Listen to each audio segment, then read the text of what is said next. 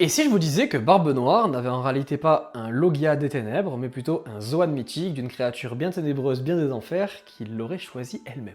On en parle tout de suite. Pourquoi est-ce que je vous dis ça? C'est parce qu'un peu comme Luffy, son fruit du démon se comporte bizarrement. C'est un Logia, mais qui est tangible. Un Logia que tu peux toucher. Alors vous me direz, c'est peut-être les ténèbres qui accentuent toutes les douleurs et qui arrivent à tout récupérer comme un trou noir et tout, donc c'est pour ça qu'il a des dégâts.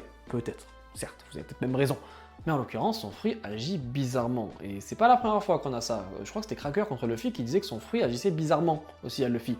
Donc je me dis qu'il serait possible que Barbe Noire, malgré tout son plan, son intelligence et tout, c'est pas lui qui soit arrivé au bon moment dans l'équipage de Robe Blanche pour récupérer le fruit à Satch. Quelle était la probabilité pour que Barbe Noire, ok il ait choisi d'être dans l'équipage d'un empereur et tout, mais quelle était la probabilité pour que le fruit du démon lui tombe sous la main comme ça? Est-ce que finalement, comme Luffy, ce serait pas son Zoan qui l'aurait choisi et qui, grâce à sa propre volonté, aurait réussi à contourner des petits trucs et à choisir vers qui il se dirigerait et qui le mangerait?